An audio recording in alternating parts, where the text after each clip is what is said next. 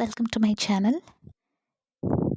ഈ വീഡിയോയിൽ Kerala state +2 English text ബുക്കിലെ സെക്കൻഡ് ചാപ്റ്റർ ആയിട്ടുള്ള എനി വുമൺ എന്ന് പറയുന്ന പോയട്രിയാണ് നമ്മൾ ഡിസ്കസ് ചെയ്യുന്നത്.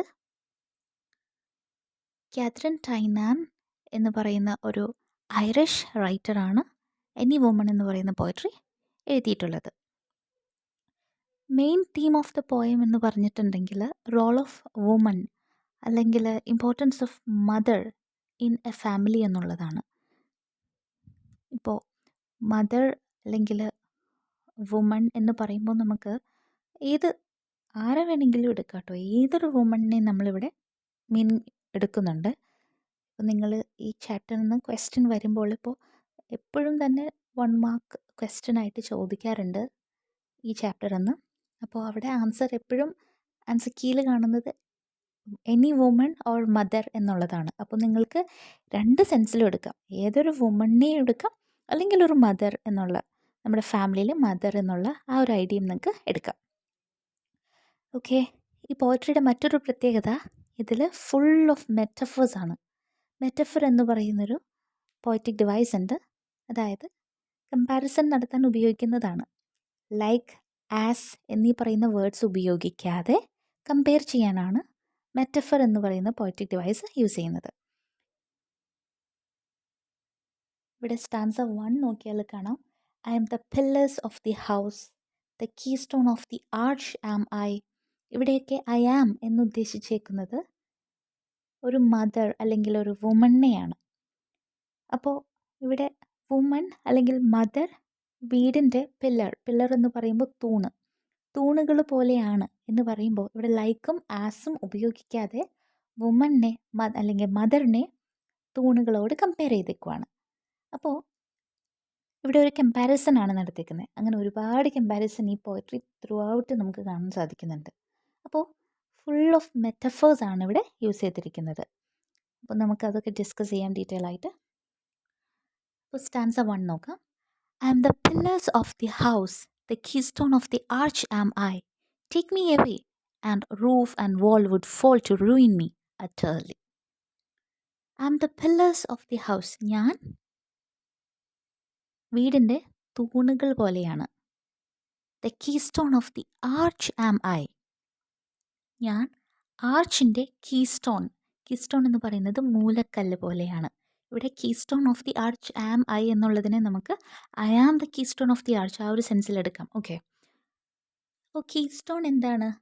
ആർച്ച് കണ്ടിട്ടുണ്ടാവും നമ്മളെല്ലാവരും, കണ്ടോ? ആർച്ചിൻ്റെ കീ സ്റ്റോൺ എന്ന് പറയുന്നത് ആ മുകളിലുള്ള ആ ഒരു സ്റ്റോൺ, ആ ഒരു മുകളിൽ നമുക്ക് കാണാം അല്ലേ? യെസ്, ആ ഒരു സ്റ്റോൺ ആണ് കീ സ്റ്റോൺ എന്നിവിടെ ഉദ്ദേശിച്ചേക്കുന്നത്.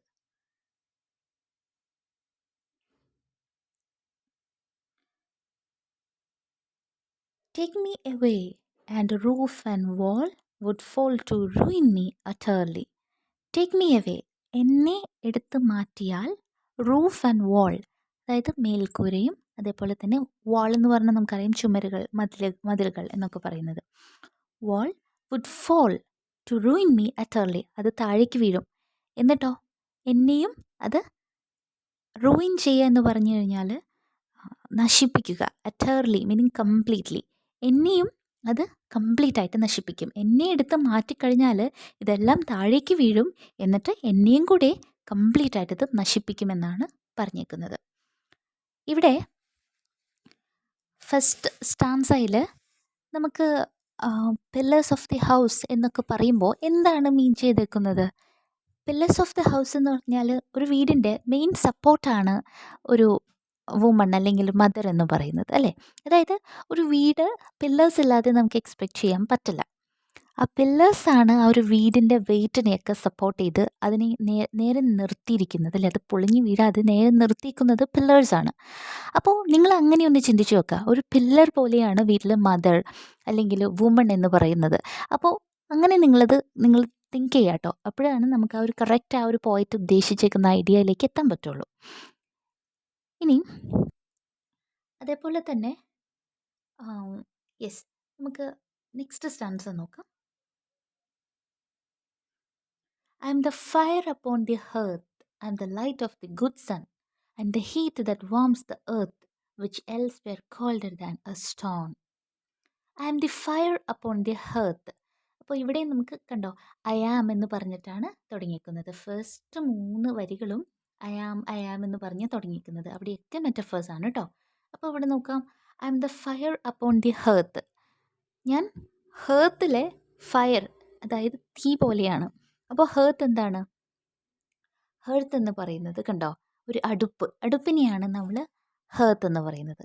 അപ്പോൾ അടുപ്പിലുള്ള തീ പോലെയാണെന്നാണ് പറയുന്നത് poet. I am the light of the good sun. അതായത് ഞാൻ സൂര്യൻ്റെ ലൈറ്റാണ്. അതായത് സൂര്യനിൽ നിന്ന് വരുന്ന ആ ഒരു ലൈറ്റ് ഞാനാണെന്നാണ് പോയിറ്റ് പറഞ്ഞേക്കുന്നത്. വുമണിനെ പറ്റി പറയുന്നതാണ് കേട്ടോ. അടുത്തത് എന്താ? I am the heat that warms the earth. ഭൂമിയെ ചൂടാക്കുന്ന തീ അല്ലെങ്കിൽ ആ ഒരു ചൂട് ഞാനാണെന്നാണ് പറഞ്ഞേക്കുന്നത്. Which else were colder than a stone. ഞാനില്ല എന്നുണ്ടെങ്കിൽ ഭൂമി തണുത്തിരിക്കുന്ന ഒരു കല്ല് പോലെയാണെന്നാണ് പോയിട്ട് പറഞ്ഞേക്കുന്നത്. ഇവിടെയും നമുക്ക് ആ ഒരു ഞാൻ ആദ്യം പറഞ്ഞ പോലെ കമ്പാരിസൺ കാണാം കേട്ടോ. മെറ്റഫേഴ്സ് ഫസ്റ്റ് 3 വരികളിലും നമുക്ക് കാണാം. നെക്സ്റ്റ് ആൻസർ നോക്കാം. At me the children warm their hands. I am their light of love alive. Without me cold the hearthstone stands, nor could the precious children thrive. At me the children warm their hands. എന്നിലാണ്, എൻ്റെ അടുത്താണ് കുട്ടികൾ അവരുടെ ചൂട് സംഭരിക്കുന്നത്. I am their light of love alive. അവരുടെ സ്നേഹത്തിൻ്റെ പ്രകാശം ഞാനാണ്. Without me cold the hearth stone stands. ഞാനില്ല എന്നുണ്ടെങ്കിൽ ഹെർത്ത് സ്റ്റോൺ എന്ന് ഉദ്ദേശിച്ചേക്കുന്നത് അടുപ്പ് കല്ലാണ്. അടുപ്പ് കല്ല് തണുത്തിരിക്കും ഞാനില്ലെങ്കിൽ. കണ്ടോ, ഹെർത്ത് സ്റ്റോൺ എന്ന് പറഞ്ഞാൽ അടുപ്പിൽ യൂസ് ചെയ്തിരിക്കുന്ന കല്ലുകളാണ്. അപ്പം ഞാനില്ല എന്നുണ്ടെങ്കിൽ ഹെർത്ത് സ്റ്റോൺ തണുത്തിരിക്കും എന്നാണ് പറയുന്നത്. Nor could the precious children thrive. അതേപോലെ തന്നെ ത്രൈവിൻ്റെ മീനിങ് വളരുക എന്നാണ്, ഗ്രോ എന്നുള്ള മീനിങ് ആണ്. അപ്പോൾ ഞാനില്ലെങ്കിൽ കുട്ടികൾ ശരിയായി വളരുകയില്ല എന്നാണ് ഇവിടെ പോയിട്ട് മദറിനെ പറ്റി, വുമണിനെ പറ്റി പറഞ്ഞേക്കുന്നത്. നെക്സ്റ്റ് സ്റ്റാൻസ നോക്കാം. Stanza 4. I am the twist that holds together the children in its sacred ring. They are not of love, from whose close tether no lost child goes a wandering. ഇവിടെ നോക്കാം.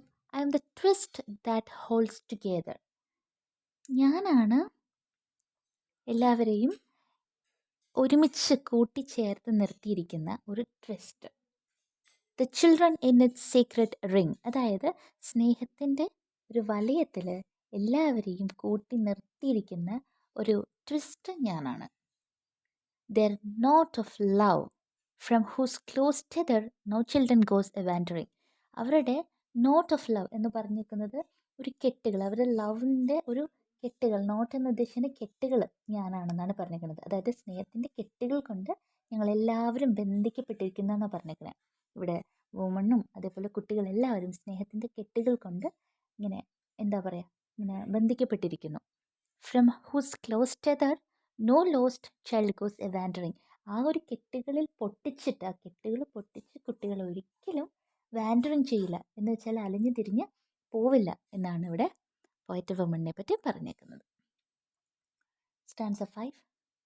I am the house from floor to roof. I deck the walls, the board I spread, I spin the curtains, warp and woof, and shake the down to be their bed. I am the house from floor to roof. ഇവിടെ പിന്നെയും comparison വന്നേക്കാണ് I am എന്ന് പറഞ്ഞിട്ട്. Woman എന്താണ്, വീട്ടിലെ floor മുതൽ roof വരെ, floor എന്ന് പറഞ്ഞാൽ താഴെ തറ അല്ലേ, അത് മുതൽ റൂഫ് മുകളിൽ മേൽക്കൂര വരെ ഞാനാണെന്നാണ് ഇവിടെ പറഞ്ഞേക്കുന്നത്. ഇവിടെ ഫ്ലോർ ടു റൂഫ് എന്ന് പറയുമ്പോൾ നമുക്ക് ഇപ്പോൾ സ്റ്റാർട്ടിങ് മുതൽ ഫിനിഷിങ് വരെ, അല്ലെങ്കിൽ ഒരു ബിഗിനിങ് ടു എൻഡ് വരെ, ഇപ്പോൾ ഒരു വീട്ടിലെ എല്ലാ കാര്യങ്ങളും ആരോട് കണക്റ്റഡ് ആണ്? ഒരു മദർ അല്ലെങ്കിൽ ഒരു വുമണിനോട് കണക്റ്റഡ് ആണ് അല്ലേ. അതായത് ഒരു വുമൺ അല്ലെങ്കിൽ മദറിനെ അറിയാതെ ഒന്നും ആ വീട്ടിൽ സംഭവിക്കില്ല. അതായത് ഇപ്പോൾ നമ്മൾ ഹെഡ് ടു ഫൂട്ട് അല്ലെങ്കിൽ ആ ഒരു സ്റ്റാർട്ടിങ് മുതൽ എൻഡിങ് വരെ നമ്മൾ പറയില്ലേ, അതെ, അത്രയും കാര്യങ്ങൾ മദറുമായിട്ട് കണക്റ്റഡ് ആണെന്നാണ്. ഓക്കെ, അതുകൊണ്ടാണ് ഫ്രം ഫ്ലോ ടു റൂഫ് എന്ന് പറഞ്ഞേക്കുന്നത്. I deck the walls. Deck എന്ന് വെച്ചാൽ അലങ്കരിക്കുക, ഡെക്കറേറ്റ് എന്നുള്ള മീനിങ് ആണ്. ഞാനാണ് വാൾസ് എല്ലാം ഡെക്കറേറ്റ് ചെയ്യുന്നത്. The board I spread. The board I spread എന്നുള്ളതിൻ്റെ മീനിങ് എന്താണെന്ന് വെച്ചാൽ ഞാനാണ് അവർക്ക്, അല്ലെങ്കിൽ ഇപ്പോൾ ഞാനാണ് ഈ ടേബിളെല്ലാം റെഡിയാക്കി അറേഞ്ച് ചെയ്ത് കൊടുക്കുന്നത്. ടേബിൾ അവർക്ക് വേണ്ടി പ്രിപ്പയർ ചെയ്ത് കൊടുക്കുന്നത്, എല്ലാവർക്കും വേണ്ടി പ്രിപ്പയർ ചെയ്യുന്ന ആൾ ഞാനാണ്. I spin the curtains. അതായത് കേർട്ടൻ സ്പിൻ ചെയ്യുന്നത് അല്ലെങ്കിൽ കേർട്ടൻ നൂൽക്കുന്നത്, കർട്ടൻ തുന്നിയെടുത്തിരിക്കുന്നത് അതും ഞാൻ തന്നെയാണ്. വാർപ്പ് ആൻഡ് വൂഫ് എന്ന് പറഞ്ഞിട്ടുണ്ടെങ്കിൽ കേർട്ടനിൽ തന്നെയാണ്. അതായത് ഈ പിക്ചറിൽ നോക്കിയാൽ കാണാം, വാർപ്പ് എന്ന് പറഞ്ഞു കഴിഞ്ഞാൽ താഴേക്ക് ഇങ്ങനെ തുന്നിയെടുത്തേക്കുന്നതാണ് വാർപ്പ്. അതേപോലെ വൂഫ് എന്ന് പറഞ്ഞാൽ നമ്മൾ ഹൊറിസോണ്ടലായിട്ട് ഇങ്ങനെ തുന്നിയെടുത്തേക്കുന്നതാണ് വൂഫ്, അല്ലെങ്കിൽ അതിനെ വെഫ്റ്റ് എന്നും പറയും. അപ്പോൾ ഒരു വീട്ടിലെ അല്ലെങ്കിൽ കേർട്ടൻ സ്പിൻ ചെയ്യുന്നത് ഞാനാണ്. അതേപോലെ തന്നെ വാർപ്പ് ആൻഡ് വൂഫും ഞാൻ തന്നെയാണ്. And shake the down to be their bed എന്ന് പറഞ്ഞാൽ ഞാനാണ് കുട്ടികൾക്ക് വേണ്ടിയിട്ട് അല്ലെങ്കിൽ എല്ലാവർക്കും വേണ്ടിയിട്ട് ബെഡെല്ലാം പ്രിപ്പയർ ചെയ്ത് കൊടുത്തിരിക്കുന്നത് ഞാൻ തന്നെയാണ്. ഓക്കെ, അപ്പോൾ ഇതാണ് 5th സ്റ്റാൻസയുടെ മീനിങ്. സ്റ്റാൻസ 6 നോക്കാം. I am their wall against all danger, their door against the wind and snow. Thou whom a woman laid in a manger, take me not till the children grow. I am their wall against all danger. അവിടെയും metaphor വന്നേക്കാണ് കേട്ടോ, I am the wall എന്നുള്ളത്. അപ്പോൾ ഇവിടെ നോക്കാം, ഞാനാണ് കുട്ടികളെ എല്ലാ അപകടങ്ങളിൽ നിന്നും പ്രൊട്ടക്റ്റ് ചെയ്യുന്ന ഒരു വാൾ, ഒരു മതിലുകൾ ഞാനാണ്. their door against the wind and the snow. അതായത് കാറ്റും മഞ്ഞും ഒന്നും അവരുടെ അടുത്ത് അവരെ കൊള്ളാതെ പ്രൊട്ടക്റ്റ് ചെയ്തേക്കുന്നത് ഞാനാണ്. ഇവിടെ വിൻഡ് ആൻഡ് സ്നോ എന്ന് പറഞ്ഞാൽ നമ്മുടെ ലൈഫിൽ ഉണ്ടാക്കാവുന്ന ട്രബിൾസും പ്രശ്നങ്ങളൊക്കെയാണ് അല്ലേ. നമ്മുടെ ലൈഫ് എന്ന് പറഞ്ഞാൽ ഒരുപാട് പ്രോബ്ലംസ് വന്നു പോകുന്നതാണ്. ഒരുപാട് പ്രോബ്ലം എന്ന് പറയുമ്പോൾ ഇപ്പോൾ ഫിനാൻഷ്യൽ പ്രോബ്ലം മാത്രമല്ല കേട്ടോ, നമുക്ക് ഇമോഷണൽ പ്രോബ്ലംസ് എടുക്കാം, നമുക്ക് അസുഖങ്ങൾ വരുന്നത് എടുക്കാം, ഒരുപാട് ട്രാജഡി ലൈഫിൽ സംഭവിക്കും. അപ്പോൾ ഇതിൽ നിന്നെല്ലാം നമുക്ക് പ്രൊട്ടക്ഷൻ തരുന്നത് നമ്മുടെ മദർ അല്ലെങ്കിൽ ഒരു വുമൺ ആണ് അല്ലേ. അതായത് നമ്മുടെ ഫാമിലിയിലേക്ക് ഇത് എൻ്റർ ചെയ്യാതെ, നമ്മളുടെ ഫാമിലിയിലെ മെമ്പേഴ്സിനെ ഇതൊന്നും എഫക്റ്റ് ചെയ്യാതെ പ്രൊട്ടക്ഷനായിട്ട് നിൽക്കുന്നത് എപ്പോഴും നമ്മളുടെ അമ്മയാണ്, അല്ലെങ്കിൽ ഒരു വുമണാണ് നമ്മുടെ ഫാമിലിയിൽ ഇതിൽ നിന്നൊക്കെ നമ്മളെ പ്രൊട്ടക്റ്റ് ചെയ്ത് നിർത്തുന്നത്. Thou whom a woman laid in a manger, take me not till the children grow. അതായത് ഇവിടെ ഒരു പ്രെയർ ആണ് കേട്ടോ. അവസാനം ഒരു ഈശോയോടൊന്ന് പ്രാർത്ഥിച്ചിട്ടാണ് ഈ പോയട്രി അവസാനിക്കുന്നത്. ഇവിടെ ഈശോ എന്ന് പറയാൻ മനസ്സിലാക്കാനുള്ള ഒരു റീസൺ എന്താണെന്ന് വെച്ചാൽ, the whom a woman laid in a manger. അതായത് മാങ്കറിൽ വുമൻ കിടത്തിയ, അതായത് മാങ്കർ എന്ന് പറഞ്ഞു കഴിഞ്ഞാൽ ഇതാക്കണ്ടോ, ഈശോ ജനിച്ചത് ക്രിസ്ത്യൻസ് ബിലീവ് ചെയ്യുന്ന ഈശോ ജനിച്ചത് ഒരു തൊഴുത്തിൽ, ഒരു പുൽത്തകിടിയിലാണല്ലേ ജനിച്ചത്. അപ്പോൾ അതിനെയാണ് മാങ്കർ എന്ന് പറയുന്നത്. അപ്പോൾ മാങ്കറിലുള്ള അല്ലെങ്കിൽ മാങ്കറിൽ ഈശോയെ ആരാണ് കൊണ്ട് കിടത്തിയത്, ഡെലിവറി ചെയ്തത് ആരാണ്? മേരിയാണ്, ജീസസിൻ്റെ മദർ. അപ്പോൾ ജീസസിനോട് പ്രാർത്ഥിക്കുകയാണ്, ലോർഡ് ജീസസ്, അതേപോലെ hmm Mary delivered in the manger. മാങ്കറിൽ മേരി ഡെലിവർ ചെയ്ത ജീസസ് എന്താ, ദൈവമേ ഈശോയെ എന്താണ് പറയുന്നത്? Please keep me alive.